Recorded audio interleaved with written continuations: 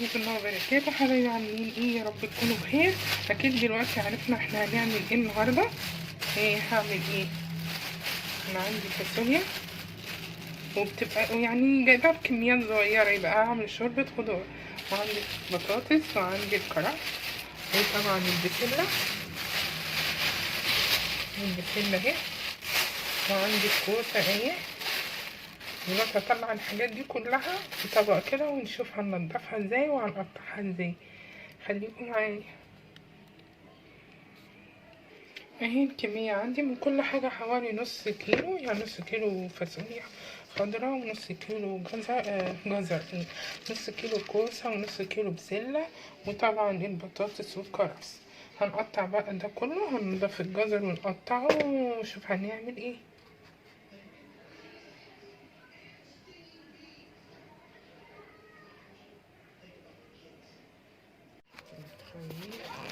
بنجيب البسلة ونحاول ان احنا نشيل الأقرب بتاعها كده. تمام اهي صبحة ما شاء الله. بسلة ايه الفاصوليا، الواحد النهاردة مهوش مركز خالص. مفيش حد ما بيعرفش يعمل شوربة الخضار دي، كلكم ما شاء الله عليكم، يعني ستات بيوت مية مية. بنقول بقى على البنات اللي هم لسه مبتدئين دلوقتي، يعني لسه ولاد في المطبخ، بيتعلموا طبعا منك ومني، فبنفيد الناس يعني. انما الستات الشطار اللي في بيوتها عارفين كل حاجة ما شاء الله عليكم، يعني خمسة. وبعدين ممكن دي تتفرز كمان وتتحط في التلاجة علشان خاطر رمضان. قوليلي بتفرزيها ازاي؟ بتعمليها كلها على بعض، بتقطعي كل الخضر دي على بعض وتديها انت تشوحيها طبعا في معلقة سمنة كده، ما تمديش فيها خالص المعلقة. تقلبي الحلة كده، تهزي الحلة وتقلبيها عشان ما تتهريش معاكي تشويحتين، وما تبرد تروحي حطها في الاكياس بتاعة التلاجة وتشيليها في الديب فريزر. تمام، يبقى انت كده بقى ايه، عملتي تخزين لشوربة الخضار كمان. ايه رأيك بقى؟ معلومة حلوة والله. يلا قومي بقى ابتدي اعملي كل الحاجات دي عشان رمضان. تمام. دلوقتي انا هعمل الفاصوليا بالطريقة دي،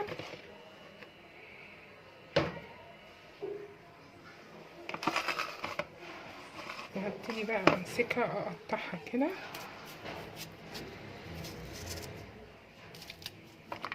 وبعدين التقطيع اللي انت تحبيه، انا بقطعها كده، متعودة ان انا اقطعها كده. تمام كده. انما في بيقطعوها، بصوا بيقطعوها كده. تمام، انتي والتقطيعة اللي انتي عايزاها. انا بقطعها بالطول كده وبرفعها عشان ما تاخدش وقت خالص في السوا.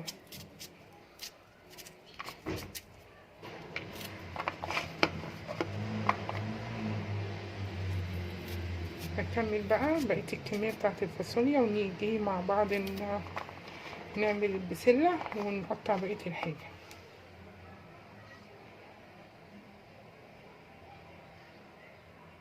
بقى تفصصي البسلة برضو كمان كده، كله على بعضه، كله هيتغسل ويتصفى برضو مع بعضه. بسلة حلوة هو برضو عشان للتفريز. انا بحب حكاية التفريز دي، بس لسه ما عملتش اي حاجة غير شوية صلصة. بس الصلصة اللي انا عملتها عشان خاطر رمضان بأمر الله. كل سنة وانتم طيبين، ينعاد عليكم يا رب وعلينا بخير كده. اللي انا عملته هو تفريز الصلصة. جبت حوالي 20 كيلو، يعني مش كتير، يعني حوالي 6 اكياس بس. اخد منهم بقى وايه، اشتغل في رمضان بأمر الله. فرزي بقى كل حاجة، إن كان بسلة جزر كل حاجة. أنا الجزر بالذات أنا مبحبش أفرزه، لأني بحس إن هو طري كده، هو والبطاطس. فالجزر والبطاطس أنا ما بحبش أحطهم في الفريزر بجد. حتى البطاطس ما بحطهاش في التلاجة العادية. تمام.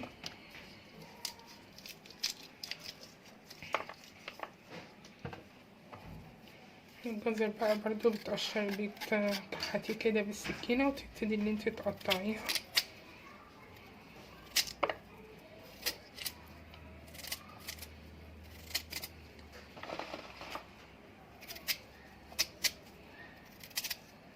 يعني الجو ساقع بقى، ودي من لزوم نزلات البرد والشتاء واللي عندهم نزلات برد بقى، حاجة بتبقى خفيفة كده على معدتهم.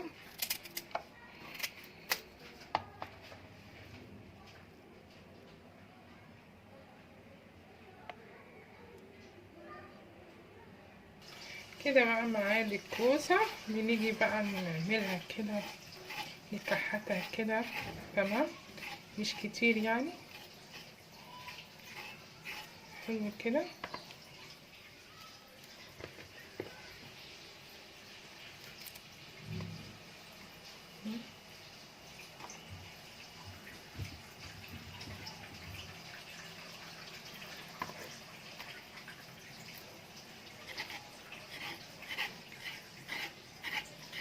يبقى ناقص معانا البطاطس، هقشر البطاطس برضو واقطعها، والكرفس برضو يتقطع صغير كده، بس مش هتحط عليه غير بعد ما احط الشوربة وتغلي غلوتين تلاتة كده على النار، واروح حاطة الكرفس.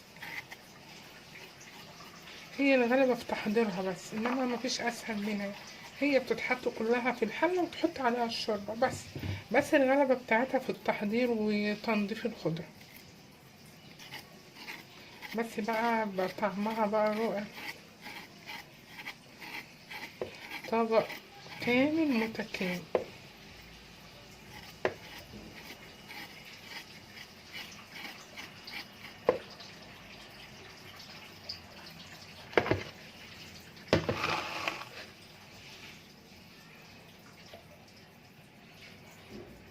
هي صغيرة، ممكن ان انت تعمليها كده لو صغيرة تمام، ولو كبيرة بتقسميها على 2.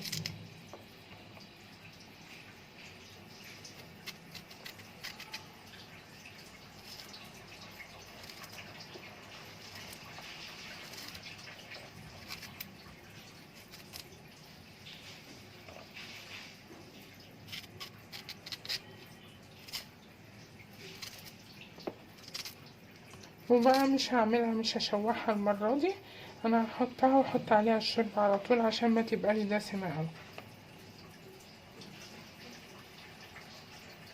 قطعت كمان البطاطس اهي، دلوقتي هقطع الخضرة بقى واشوح الفرخة وارجع لكم، هناخد بس منها الشوربة تمام. حبايبي انا شوحت الفرخة وانزل ببصلاية كده بسم الله، وجزراية وفرعين كرفس كده، وقطعنا اشيل بقى الريم عليها اول ما المية تغلي، وكل ما تطلع الريم اشيل تمام كده. بالنسبة لتشويح الفرخة والشوربة اللي انا هاخدها لشوربة الخضار.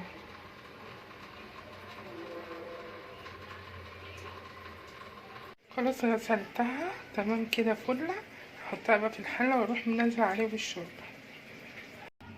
هنزل بالكرفس بسم الله، وبعد كده بقى هنزل بالشوربة، وطبعا حطيت لها الملح والفلفل. يبقى كده عندي شوربة جاهزة، شوربة الخضار كده عندي جاهزة. هي هتستوي بس مش هتاخد سوا، لان كل حاجة عندي صغيرة، يعني الكوسة صغيرة والبسلة برضو صبحة والفاصوليا صبحة، فمش هياخدوا سوا يعني.